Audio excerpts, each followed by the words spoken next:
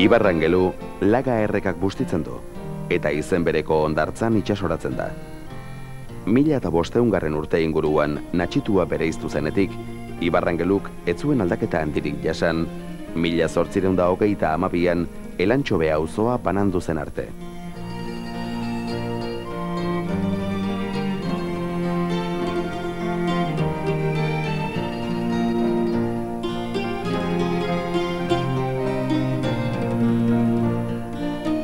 San Andres eleiza, ibar txiki baten magalean dago, Elejalde auzoaren erdigunea osatuz. Ingurune honetako herri gehienetan gertatzen den legez, itsasoarekin zerikusirik baduen santu baten omenezkoa da, kasu honetan aipaturiko San Andres.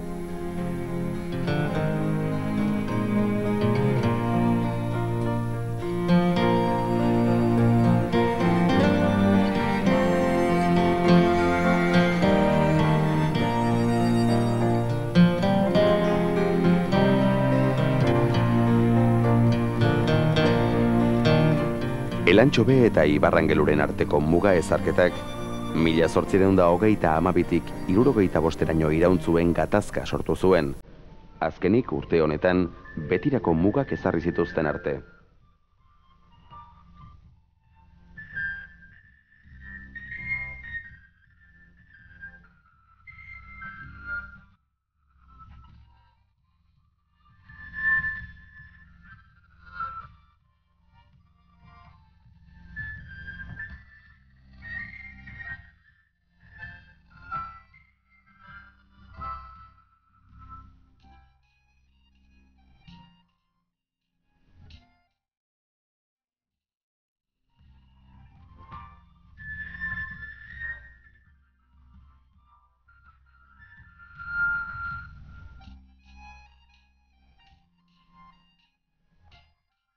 Elantxobe horren trinkoa izatearen arrazoia, diru iturri nagusia arrantzua izatean datza. Herria zintzilik azaltzen zaigu, Bermokiz gurutzetik itsasoraino, beti ere, Ogoñoko lurmuturrak haizeagandik babestuz.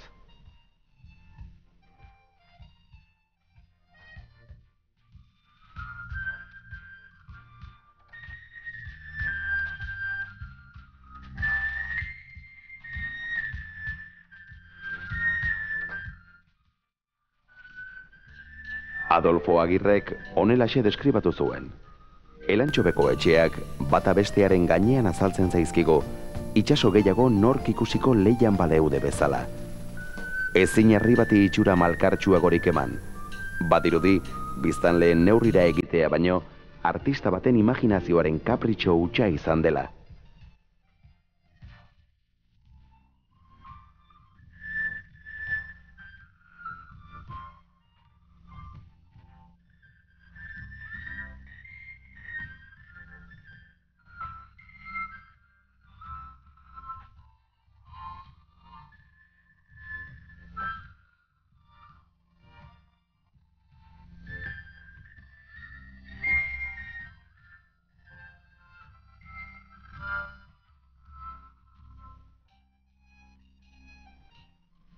Elantxobe dauke beste misteriozu bat portu horna. Portu txikie, baina horna da, ez da, portu seguru da. Arrezku gitxiku edo esaten da hori. Baina aldapa horna, goa junteko. Eta gainetik dana, bide guzti dana portu eduaz, aldaz beran. Eta ez da ikusten, beki behatut, asto bat igual ikusten lehen esaten teñatu egin da, astu eta ikusten zirela. Irudimena egiten da hori, ez da beste hori, baina alkarra gainetik da zelako. Ezipe bat gainetik besti hori, alkarra gainetik. Eta Elantxobe peba Finisterre, bagizu, Elantxobe amaitu itzen da bidea. Ozeanik zaten, Euskal Finisterre. Elantxobetik buelta itzen da, autobusa pe buelta itzen da. Bilbotik eta duzen autobusa ahon, han gaineko hori geratu, eta barriro buelta berzaten dabe, ez dauke aurrera junteko horite.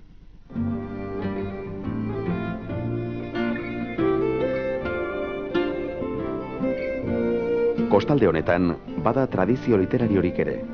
Ibinaga Beitia, Aita Berriagatua eta Peru Larra elantxobearrak ziren.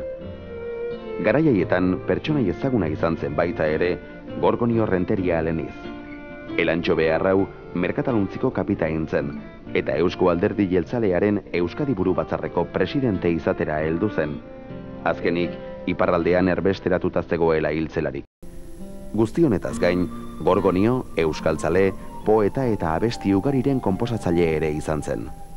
Sortu zanien, Amerika eta Espainien guda Filipinaz hartzeko, Gabiteko ondamendian, Hong Kong Bankoko urrea ingelesak nire aitxeren ontzira eruan egin.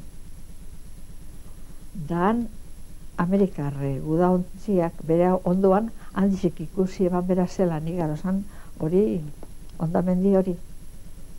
Nire etxe presenteu bat proiektu bat Elantxobeko portue oso txarto. Itxosue sartzen zan, barrure tontzilek, itxoso gorregon ezkero barrure zin sartun degoten ziren.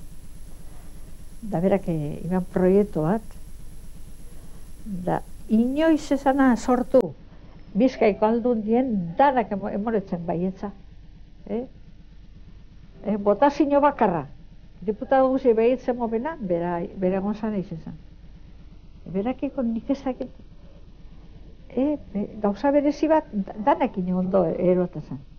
Ezker da, eskuma eta danakin.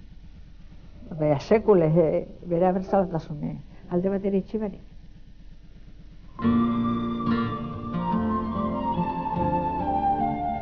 Elantxoben jaiotako beste idazle eta euskaltzale handi bat, Antonio Ruiz de Azua, Ogoñope izan zen.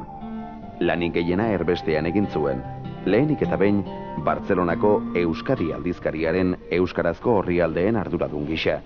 Eta gero berriz, Mexikoko Eusko Deian, eta baita Mexiko bertan zuzendu zuen Euskal Argitaletxean ere.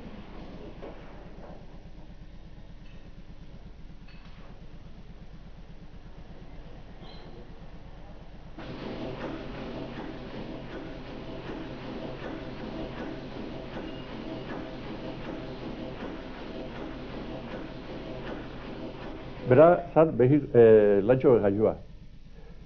Da, bera lana izan zan Euskadi nahozan denporan, Bilboko erregioan ibiltzan patro bezala erremolkadoretan. Geroia, gerra sartu zarian, urten inbiarri ziren, Frantzira.